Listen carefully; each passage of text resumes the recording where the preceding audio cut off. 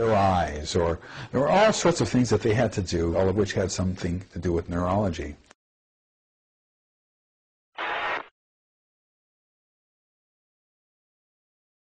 I can begin to see a scenario which we sometimes call good cop, bad cop kind of thing, where Satan's emissaries pose to be our friends to help prepare us for the bad guys who are coming. And I can visualize the whole world being deceived in taking up arms against God, thinking that they're being led by their friends who are actually Satan's emissaries.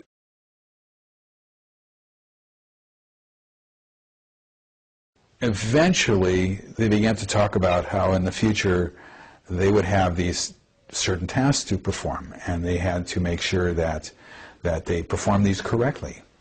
And we began to realize that from the time they were children all the way up through adults, they were being trained over and over again to obey eventually the signal when it was given for them to do certain tasks that they had to perform in the future. There are passages in the book of Revelation which describe spirits like frogs that lead the whole world to the battle of God Almighty. And I suddenly can, in my imagination at least, visualize a scenario where these beings, if they become prevalent enough and powerful enough and accepted enough by the culture, getting the culture to take up arms against the second coming. And that could be, the Bible also seems to be green line. Scripture does say that God has set this on the illusion that they will believe the lie, not just a lie, not just a deceit. There's apparently a specific, gigantic deceit that is going to be involved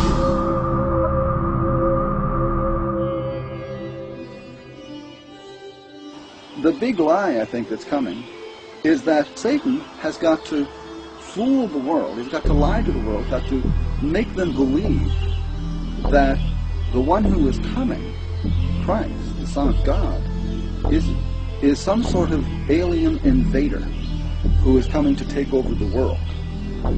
And so making him seem like an alien invader will make it very easy to get the armies of the world and the governments of the world in line to defend the world against such an invasion.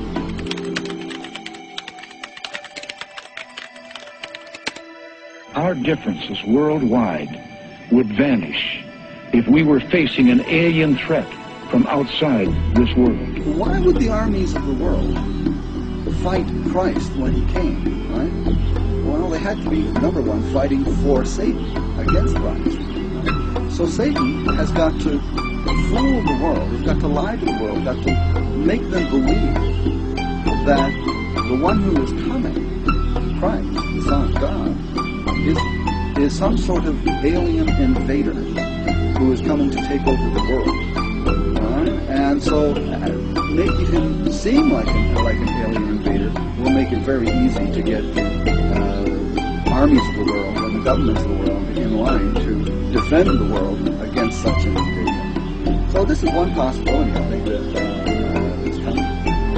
Clear. 7, go ahead. Approaching at 10 o'clock high. This is Houston. Say again, 7. We have a bogey at 10 o'clock high.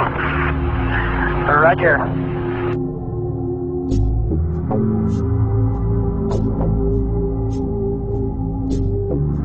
This is the valley of Megiddo, north of Jerusalem, where good is to triumph over evil in the final battle of this cosmic war. The prophesied kingdom of the Messiah will then be established.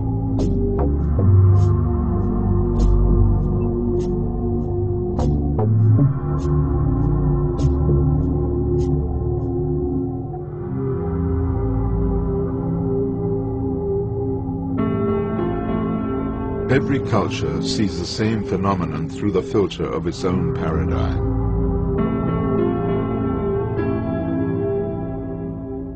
However, the Bible presents us with a reality that spans all civilizations, in which the angels of God are here on earth, and their influence is unmistakable. The UFO phenomenon is evidence of their presence.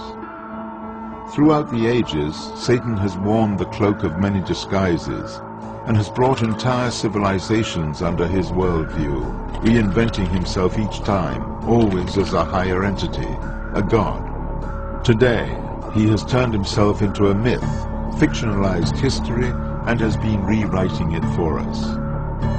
Scripture cuts through his disguises and reveals their evil strategy.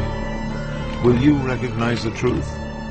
Will the world, at Satan's command, take up arms against God as prophesied?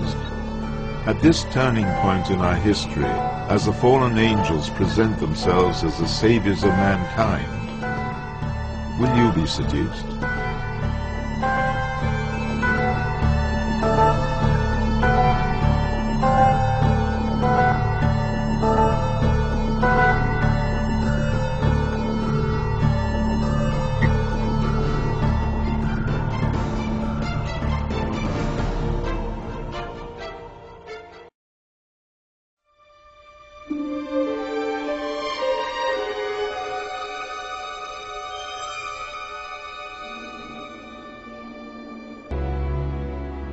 Next question is, when aliens interact with humans, they bring a message for mankind.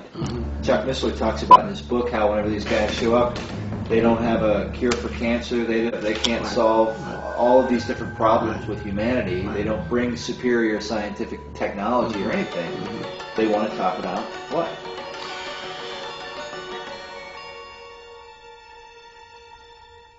They talk about who God is as a life force, as a force. They talk about many times, as I just mentioned, that they, the aliens, genetically manipulated us.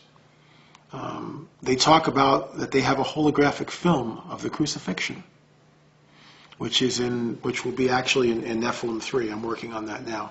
That's part of the hook of Nephilim 3.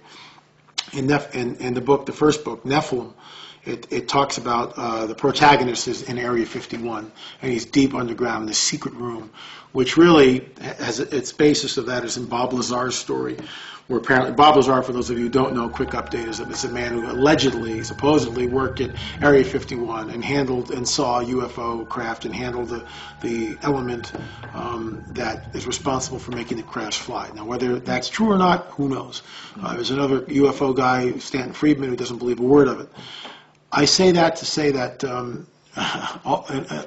that he talked about, Bob Lazar talked about a room in which he would spend no more than 20 or 30 minutes, and in that room were a series of documents, and they were unlike anything he'd ever seen. They were almost like, as he turned the page, it would be like cellophane, but you would actually see three-dimensional pictures, and it was like, it was the alien Bible, it was alien literature, talking about, they had pictures of like ancient civilizations and how they had come here and how they had genetically manipulated man and all this stuff.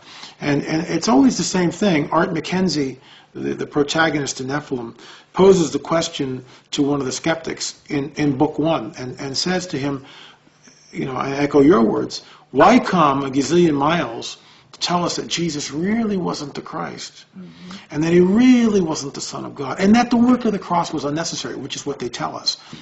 Why not give us the cure to cancer, or end world hunger, or start global peace, something, do something constructive? Why attack that?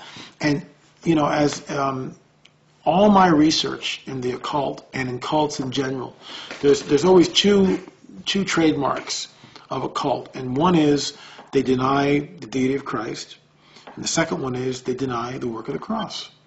Always. They always go after those two things. Well, he wasn't really God. He was just he was a good man. He was a guru. We genetically made him. He was a walk-in. We inhabited Jesus' body. The crucifixion really wasn't necessary. We helped in the resurrection. And that's, when you get into this stuff, that's what they talk about. I mean, I'm not saying this. I'm just repeating what people who have had encounters with aliens, this is the stuff that they bring back and tell us.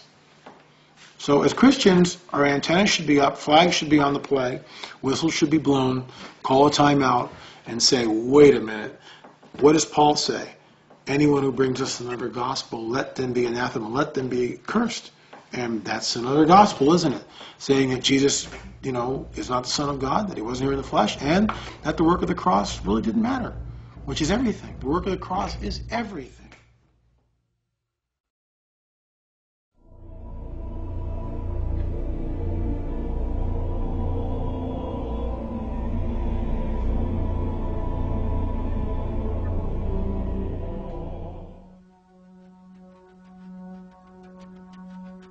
Now, incidentally, in the 1940s, when they conducted Gallup polls,